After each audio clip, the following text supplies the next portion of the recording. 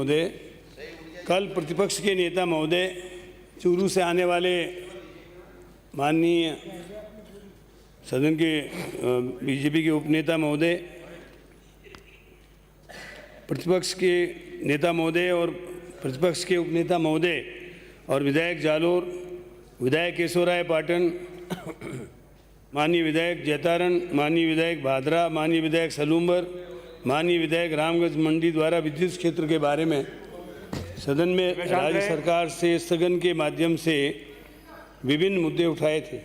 मैंने कल सदन में आपके माध्यम से आश्वस्त सदन को किया था कि इन सभी मुद्दों पर मैं जवाब दूंगा।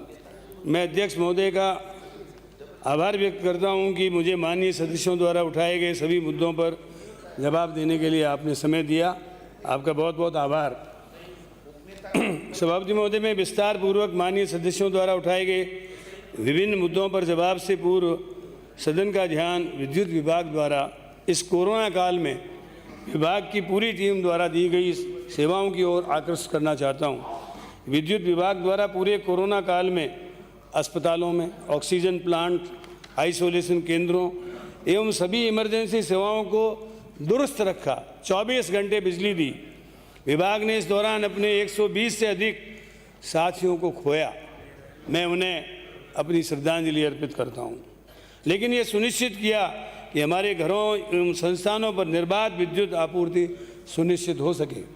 मुझे विश्वास था कि माननीय सदस्य प्रतिपक्ष के नेता महोदय विभिन्न मुद्दे उठाते समय विभाग के इस योगदान को जरूर याद करेंगे, किंतु नेता प्रतिपक्ष एवं उनकी पार्टी के किसी सदस्य ने भी उनको याद नहीं किया, उनको तरजीह देना उचित नहीं समझा। मैं अब विभिन्न मुद्दों पर आना चाहूँगा। विद्युत क्षेत्र, जैसा कि कल माननीय सदस्यों ने भी जिक्र किया था, हम सभी के लिए बहुत आवश्यक है। हम सब की ज़िंदगी के बहुत सारे कार्य बिना विद्युत के संभव होना मुश्किल है। आगे आने वाले दिनों में ई मोबिलिटी आने के पश्चात हमारी निर्भरता विद्युत क्षेत्र में और अधिक बढ़ेगी। राजस्थान की भौगोलिक स्थिति अन्य राज्यों से अलग है। माननीय सदस्य, राजस्थान में पानी की उपलब्धता कम होने के कारण अधिकतर बिजली संयंत्र हाइडल आधारित न होकर थर्मल आधारित हैं।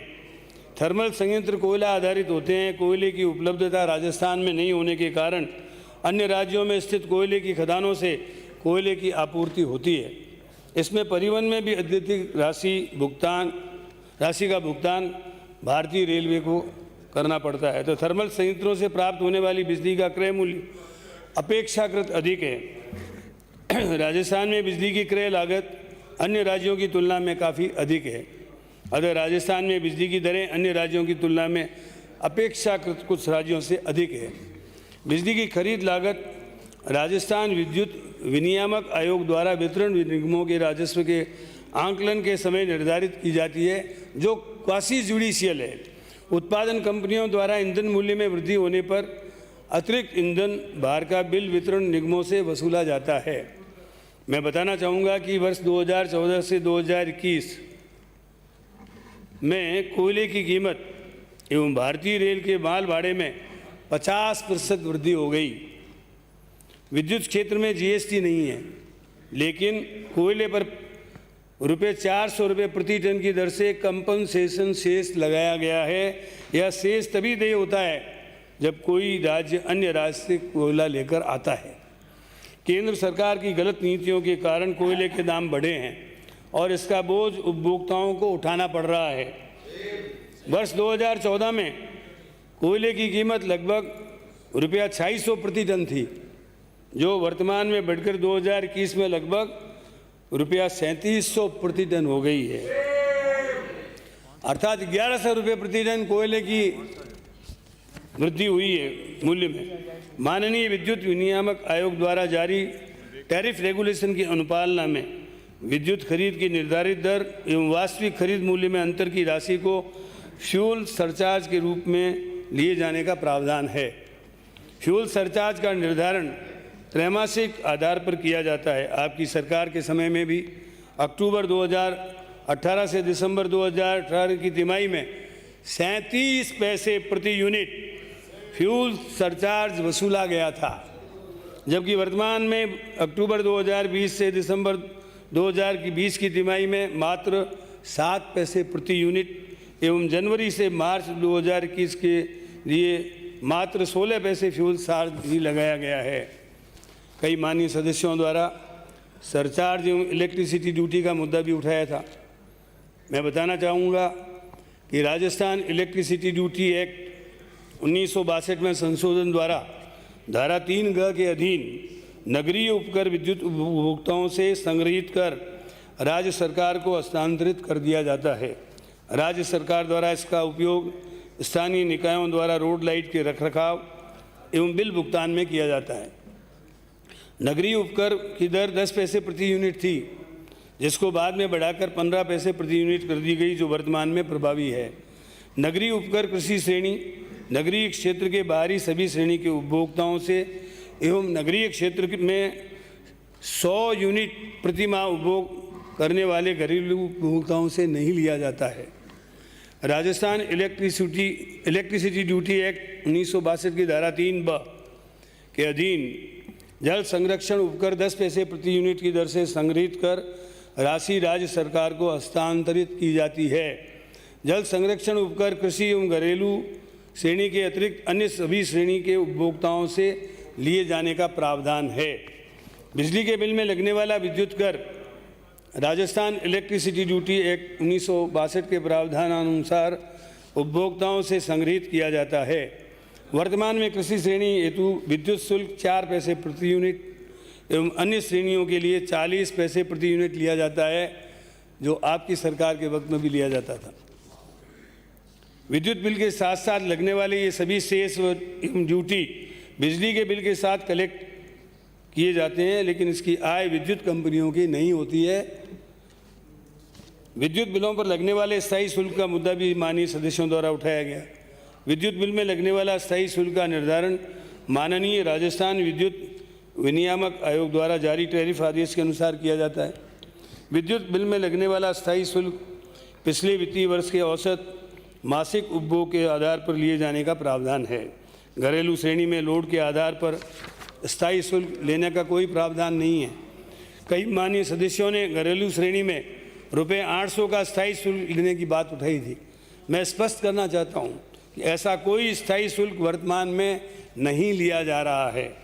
विभिन्न श्रेणी के उपभोक्ताओं से वसूल की जाने वाली टैरिफ की दरें विनियामक आयोग द्वारा उसके द्वारा निर्धारित मानकों एवं डिस्कॉम्स द्वारा प्रस्तुत अंकेक्षित लेखों के आधार पर तय की जाती है। राज्य सरकार का इस प्रक्रिया में कोई हस्तक्षेप नहीं है।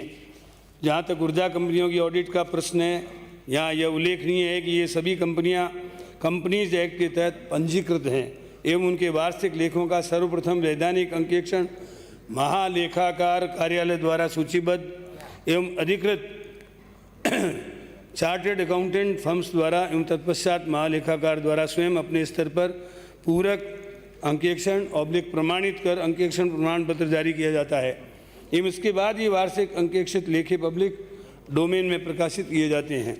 किसानों को 833 रुपये प्रतिमाह देने की बात कई माननीय सदस्यों ने उठाई।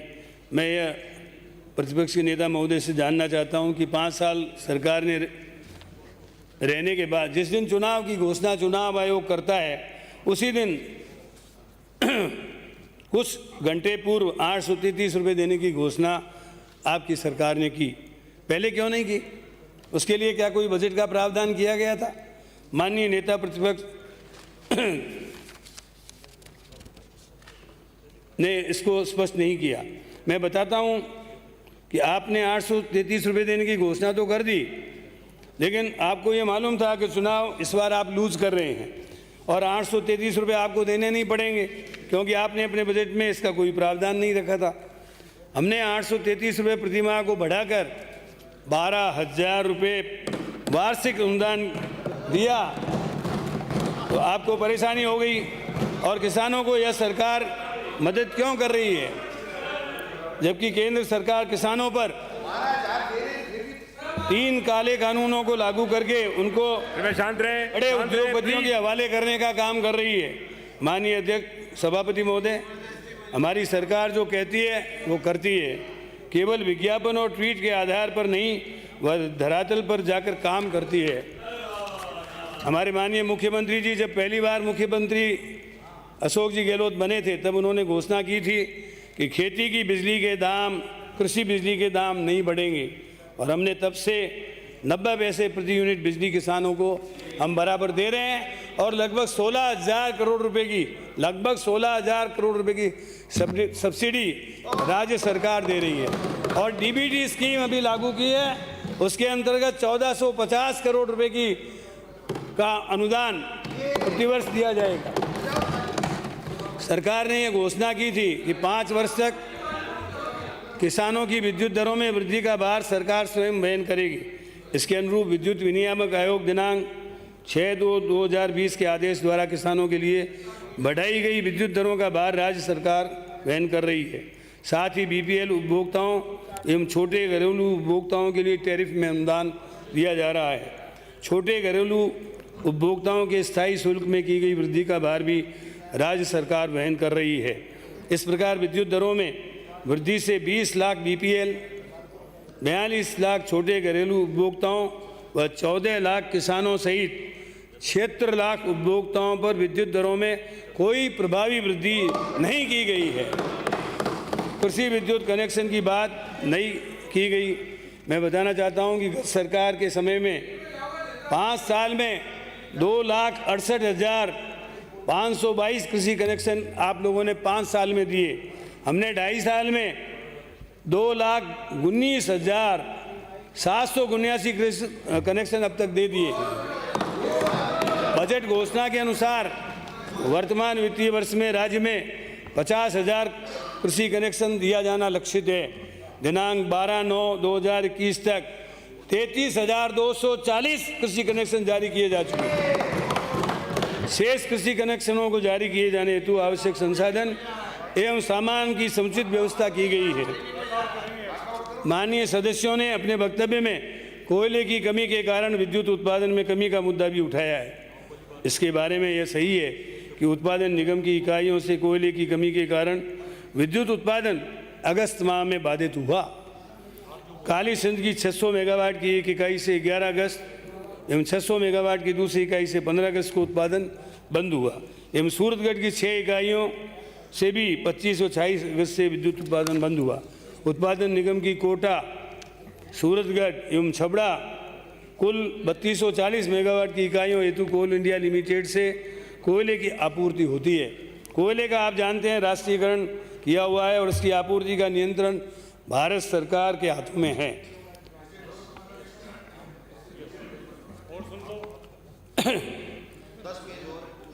मेगा अन्य विद्युत ग्रहों छबड़ा, काली सिंध, सूरतगढ़ 3620 मेगावाट हेतु कोयला आपूर्ति उत्पादन निगम की स्वयं की खदान पारसा ईस्ट कांटा बेसन से होती है। ऐसा नहीं है कि उत्पादन निगम की इकाइयों में ही कोयले की कमी हुई है।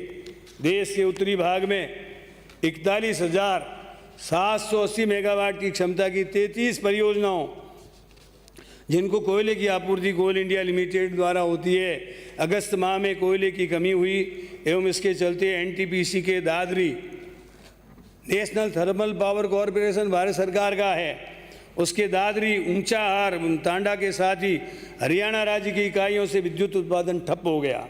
साथ ही कवाई स्थित अडानी विद्युत गृह की 660 मेगावाट की इकाई भी इस दौरान बंद रही।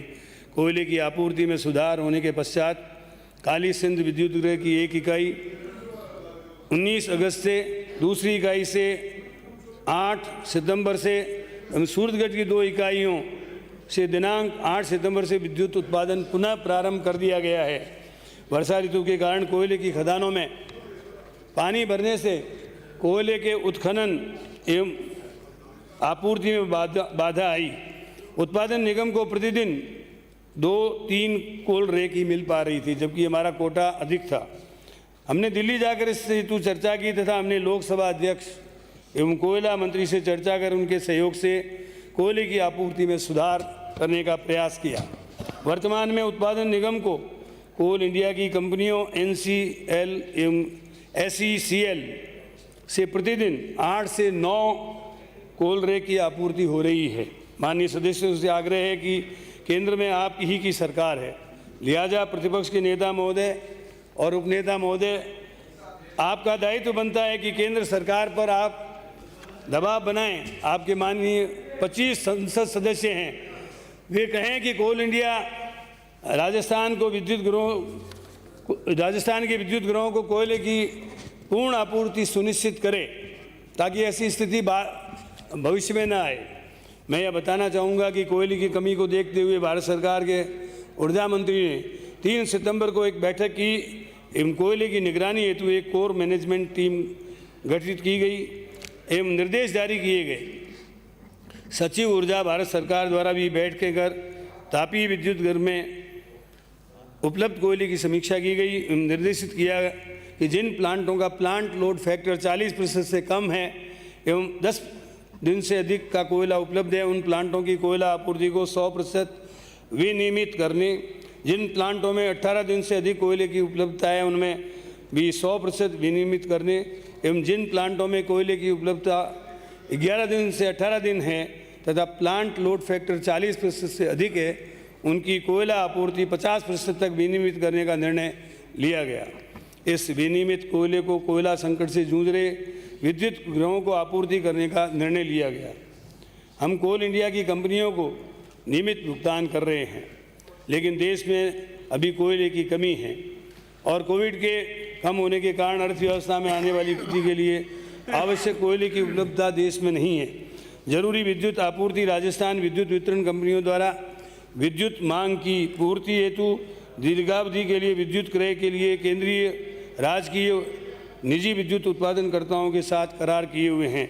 दैनिक विद्युत मांग की पूर्ति हेतु इन विद्युत संयंत्रों से विद्युत क्रय संचालन केंद्रीय विद्युत विनियामक आयोग द्वारा जारी IEGC Indian electricity grid code 2010 के तहत की जाती है।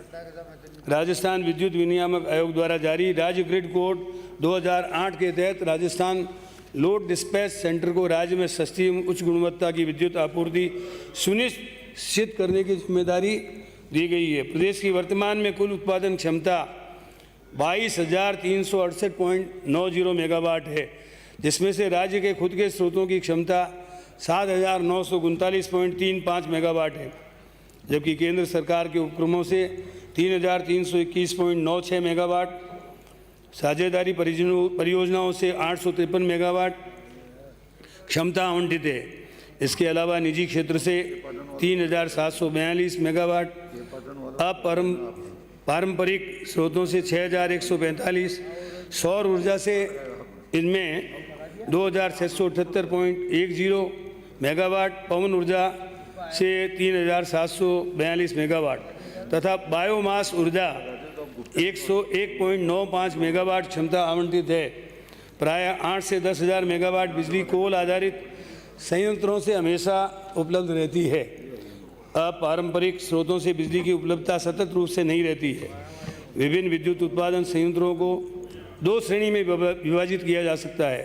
प्रथम श्रेणी में तापीय विद्युत संयंत्र है, जिनका संचालन विद्युत क्रय मेरिट ऑर्डर के आधार पर होता है।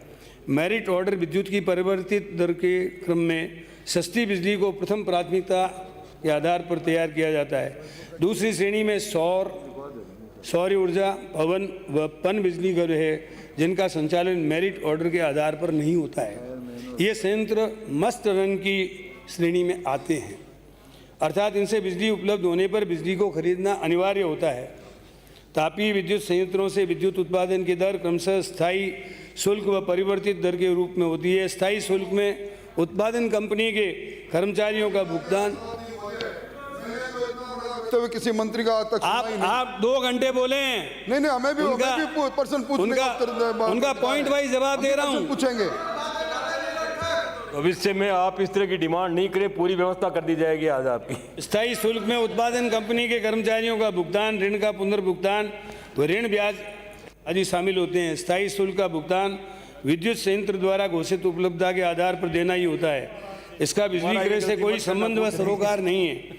परिवर्तित दर में प्रयुक्त ईंधन व ऑयल की कीमत होती है, जिसका भुगतान संयंत्र द्वारा बिजली देने पर ही किया जाता है।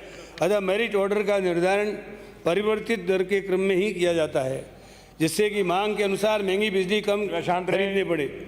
प्रत्येक दिन समस्त विद्युत संयंत्र आगामी दिन के लिए विद्युत उत्पादन के लिए अपनी उपलब्धता घोषित करते हैं। ऊर्जा विकास निगम विद्युत संयंत्रों द्वारा घोषित उपलब्धता व विद्युत मांग को ध्यान में रखते हुए संयंत्रों से आगामी दिन के लिए विद्युत उत्पादन शेड्यूल तैयार करता है। शेड्यूल तैयार करते समय विद्युत संयंत्रों का चयन उनसे उत्पादित विद्युत की परिवर्तित दर के क्रम में मेरिट ऑर्डर के आधार पर किया जाता है। इस शेड्यूल के आधार पर डे अहेड मार्केट में सस्ती बिजली की उपलब्धता को तलाश किया जाता है। ओपन मार्केट एवं गत दिनों बाजार में बिजली दरों के आधार पर अतिरिक्त बिजली को अच्छी विक्रय दर पर बेचने की कोशिश की जाती है। वास्तविक समय में भी विद्युत की मांग व रियल टाइम मार्केट में प्रचलित विद्युत दर के आधार पर शेड्यूल में परिवर्तन किया जाता है। इंडियन एनर्जी एक्सचेंज केंद्रीय विद्युत विनियामक आयोग द्वारा पावर ट्रेडिंग इलेक्ट्रॉनिक प्लेटफॉर्म है, जो कि विद्युत मंत्रालय भारत सरकार से प्राप्त दिशा निर्देशों के अंतर्गत कार्य करता है। इंडियन एनर्जी एक्सचेंज में पारदर्शिता से बिजली की क्रय विक्रय की जाती है। इसमें किसी प्रकार का घोटाला होने की कोई गुंजाइश नहीं है। ये एक्सचेंज हमें पावर ट्रेडिंग के लिए डे अहेड मार्केट एवं रियल टाइम मार्केट जैसे प्लेटफॉर्म उपलब्ध कराते हैं। डे अहेड मार्केट के माध्यम से हम आने वाले दिन के लिए विद्युत ट्रेडिंग कर पाते हैं। रियल टाइम मार्केट के माध्यम से हम वास्तविक समय में ट्रेडिंग कर पाते हैं। एक्सचेंज की खरीद में सभी राज्य भाग लेते हैं, जिसमें कोई एक व्यक्ति या एक राज्य एक्सचेंज की विद्युत दर को प्रभावित नहीं कर सकता। मैं सदन को आश्वस्त करना चाहता हूं कि बिजली की खरीद में कोई भ्रष्टाचार नहीं हुआ है। तो आप ले आए, प्रस्ताव ले आए, कहाँ किस में हुआ है? बैठे बैठे बोल रहे हैं, इतने पुराने मंत्री रहे। गंभीरता से नहीं ले उन्हें। 20 रुपये की बिजली पर बहुत चर्चा हुई और ये बात हुई कि हमने अपने प्लांट को बंद रखा और ऊंची दर पर बिजली बाहर से एक्सचेंज से खरीदी। मैं सदन को बताना चाहूँगा कि माह अगस्त में 89.50% विद्युत हमने अपने प्लांट से, जिन उत्पादन कंपनियों के साथ हमारे पीपीए हैं, उससे खरीदी है। जब हमारे उत्पादन प्लांट कोयले की कमी के कारण बंद हो रहे थे, तब हमारे पास दो ही विकल्प थे सभापति महोदय। या तो हम बड़े स्तर पर बिजली कटौती करते, जैसा कि आपकी सरकार ने 3 अक्टूबर से 7 अक्टूबर 2017 में किया था, जब पूरे राजस्थान के गांव ऑब्लिक शहरों में 6 से 8 घंटे की बिजली की कटौती की गई थी। या दूसरा विकल्प था कि एक्सचेंज से बिजली खरीदें। अगस्त के महीने में हमने एक्सचेंज से जो बिजली खरीदी उसकी औसत दर 6.23 रुपये प्रति यूनिट थी एवं इसमें 20 रुपये की कुल खरीदी गई बिजली केवल मात्र 0.114% थी, यानी 90 लाख यूनिट। आप कल कह रहे थे 4 करोड़ यूनिट। कंपैरिजन के लिए मैं बताना चाहूँगा कि गुजरात ने अगस्त माह में एक्सचेंज से 94.40 लाख यूनिट बिजली ₹20 प्रति यूनिट में खरीदी, जहां आपकी सरकार है। राज्य सरकार द्वारा बिजली दर अधिक होते हुए भी एक्सचेंज से जितनी संभव हो सके उतनी बिजली खरीदी गई, ताकि राज्य के किसानों को पर्याप्त बिजली उपलब्ध कराई जा सके, जिससे कि उनकी फसलें खराब न हों। उपभोक्ताओं से विद्युत उपभोग के बाबत प्राप्त राशि का लगभग 75% हिस्सा बिजली उत्पादन कंपनियों को क्रय की गई बिजली के पेटे भुगतान किया जाता है। सभापति महोदय, आपके द्वारा पिछले साल के कार्यकाल में 770 मेगावाट सौर एवं 1179 मेगावाट पवन ऊर्जा खरीद हेतु करार बिजली कंपनी ने किए सभापति महोदय, जिनकी दर क्रमशः 4.35 से लेकर 5 रुपये 50 पैसे प्रति यूनिट एवं 5.12 से 6.002 रुपये प्रति यूनिट थी है। जबकि हमने इस सरकार के कार्यकाल में 2500 मेगावाट सौर ऊर्जा और 1200 मेगावाट पवन ऊर्जा खरीद हेतु करार किए, जिसकी दर मात्र 2 रुपये से 2 रुपये 50 पैसे है तथा प्रति यूनिट 2.77 से 2 रुपया 78 पैसे प्रति यूनिट है। कहाँ 5 रुपये 6 रुपये और कहाँ 2 रुपये और कहाँ 2 रुपये 77 पैसे। सौर एवं पवन ऊर्जा जब कम दर पर उपलब्ध हो रही थी, तो आपकी सरकार ने 2 गुनी दर पर 25 साल के लिए महंगी बिजली लेने के लिए करार क्यों किया था? इसका जवाब आपको देना है। बिजली खरीद की दर को कम करने के लिए ऊर्जा विकास निगम द्वारा केंद्रीय विद्युत संयंत्रों से आवंटित 252 मेगावाट क्षमता, जिनसे औसत विद्युत दर वर्ष 2020-21 में करीब 9 रुपये प्रति यूनिट को समर्पित किया जा रहा है। इस क्षमता के समर्पण से पिछले वर्ष बाजार में प्रचलित खरीद दर के सापेक्ष 205 करोड़ रुपए प्रति वर्ष की बचत संभावित है। सभापति महोदय, हो गए हो तो बंद करा दूं। हमने गत वर्ष day ahead market, real time market का उपयोग करके अपनी विद्युत दर लागत में 22 पैसे प्रति यूनिट की प्रतिपक्ष के नेता महोदय कमी की है। माननीय सदस्य ने कल स्मार्ट मीटर, केशोराय पाटन से आने वाली माननीय सदस्य ने कहा, डिस्ट्रीब्यूशन फ्रेंचाइजीज के बारे में भी सदन का ध्यान आकर्षित किया था। मैं बताना चाहूँगा कि आपकी सरकार द्वारा ई स्मार्ट मीटरिंग की योजना को लागू किया गया था एवं पूर्ववर्ती सरकार के कार्यकाल के समय जयपुर डिस्कॉम के जयपुर शहर के 7 सब डिवीज़न, टोंक वृत्त के एक सब डिवीज़न में 2,82,000 मीटर लगाने के कार्य का वर्क ऑर्डर 20 अगस्त 2018 को जारी किया गया था। इसके अलावा भरतपुर, धौलपुर, करौली, बारां, झालावाड़ एवं बूंदी जिलों के 20 खंडों में 1,49,000 मीटर लगाने का कार्य 24 अगस्त 2018 को दिया गया। इसी तरह अजमेर एवं जोधपुर डिस्कॉम में 2,92,000 मीटर लगाने का कार्य भी संवेदकों को आवंटित किया गया। मैं यहाँ बताना चाहूँगा कि प्रीपेड स्मार्ट मीटर लगाने को केंद्र सरकार द्वारा अपनी अधिसूचना 17 अगस्त 2021 के द्वारा अनिवार्य कर दिया गया है। आप भारत सरकार को कहें कि स्मार्ट मीटर नहीं लगाएं एवं सभी वितरण कंपनियों को समयबद्ध रूप से मार्च 2025 तक कृषि के अतिरिक्त समस्त उपभोक्ताओं को स्मार्ट मीटरिंग के माध्यम से विद्युत आपूर्ति सुनिश्चित करने के निर्देश दिए हैं। भारत सरकार का समस्त उपभोक्ताओं को स्मार्ट मीटर के समयबद्ध रूप से लगाने की शर्त भारत सरकार की नवीन योजना का अभिन्न अंग है। मैं यहाँ पर डिस्ट्रीब्यूशन फ्रेंचाइजी के बारे में बताना चाहूँगा। राज्य में कोटा, बीकानेर, भरतपुर एवं अजमेर में गत सरकार के समय इन सभी शहरों में डिस्ट्रीब्यूशन फ्रेंचाइजी की नियुक्ति की गई थी एवं डिस्ट्रीब्यूशन फ्रेंचाइजी की नियुक्ति के उपरांत 20 वर्षों के लिए CESC एवं टाटा पावर कंपनियों के साथ अनुबंध पूर्व सरकार के समय ही किए जा चुके थे। मैं बताना चाहता हूं कि अजमेर, कोटा जैसे शहरों में फ्रेंचाइजी लगाने के पहले ही छीजत बहुत कम थी। यदि फ्रेंचाइजी की नियुक्ति करनी थी तो अधिक हानि के शहरों और गांवों में करते, लेकिन आप लोगों का आत्मनिर्भर बनने का मतलब राज्य की अच्छी उत्पादकता वाली परिसंपत्तियों को निजी हाथों में सौंपने से है। गत 2.5 वर्षों में इन डिस्ट्रीब्यूशन फ्रेंचाइजी के साथ समय समय पर कुछ शिकायतें राज्य सरकार को प्राप्त हुई हैं, जिसको राज्य सरकार ने कार्यप्रणाली को सुधारने हेतु व्यवस्थाएं की हैं। माननीय सदस्यों ने भी इस सदन का ध्यान उन समस्याओं पर आकर्षित किया है। इस संबंध में संबंधित डिस्कॉम द्वारा किए गए अनुबंध के प्रावधान के उल्लंघन पर नियमानुसार इन फ्रेंचाइजी पर कार्रवाई की जाएगी। माननीय विधायक महोदया केशोराय पाटन द्वारा जले ट्रांसफार्मर बदलने का मुद्दा उठाया। बूंदी जिले के केशोराय पाटन में ग्राम करवाला में सिंगल फेज के 10 ट्रांसफार्मर लगे हुए हैं। इनमें से एक 16 kVA का ट्रांसफार्मर दिनांक 11 सितंबर को जल गया था, जिस पर 15 उपभोक्ता मात्र थे। इसे दिनांक 12/9/2021 को बदल दिया गया। कहाँ 2 महीने लगे या समय लगा। जले हुए ट्रांसफार्मरों को समय पर बदला जा रहा है। केवल बकाया राशि वाले ट्रांसफर बदलने लंबित हैं। ये आपके समय में भी था।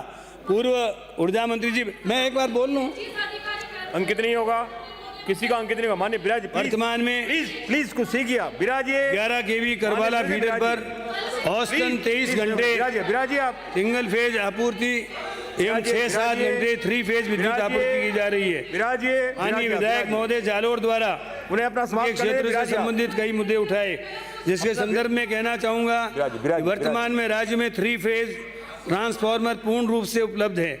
जालोर जिले में कृषि श्रेणी में खराब जले हुए विद्युत ट्रांसफार्मरों को जले अथवा खराब होने की सूचना प्राप्त होने के 72 घंटे की समयावधि में बदला जा रहा है। माननीय विधायक महोदय सलूम्बर द्वारा अत्यधिक राशि के जारी विद्युत बिल के संबंध में बताना चाहूँगा कि अघरेलू विद्युत उपभोक्ता भी श्री प्रेमाराम ऑब्लिक माना डांगी निवासी घिंगला के माह अगस्त 2020 के विद्युत बिल में मानवीय भूल के कारण अव्यावहारिक उपभोग का बिल राशि रुपये 6,414 के स्थान पर ज़्यादा राशि का जारी हो गया था। प्रकरण के प्रकाश में आने पर तुरंत ही उपभोक्ता का बिल सुधार कर एक पेज ही था। प्लीज विराजिए। आप बोले तब तो मैं कुछ नहीं बोला, आपसे भी कम बोला हूँ। विराजिए सदन को गुमराह कर रहा हूँ। प्लीज सहयोग करें। विराजिए, आप विराजिए। माने से अंकित नहीं हो रहा किसी का बिल सुधार कर वार्षिक उपभोग का बिल राशि 6,414 का जारी कर दिया गया एवं उपभोक्ता द्वारा संतुष्ट होकर संबंधित बिल जमा करवा दिया गया। उपरोक्त प्रकरण में संबंधित सहायक राजस्व अधिकारी को जिम्मेदार माना गया था। उसको दिनांक 15/9/2020 को आरोप पत्र जारी किया गया है। विद्युत क्षेत्र चूंकि इतना महत्वपूर्ण है, अतः इसका वित्तीय प्रबंधन अत्यंत आवश्यक है। आपने अपने सरकार के कार्यकाल में वित्तीय कुप्रबंधन करके विद्युत कंपनियों को उधार एवं बकाया की गर्त में पहुंचा दिया।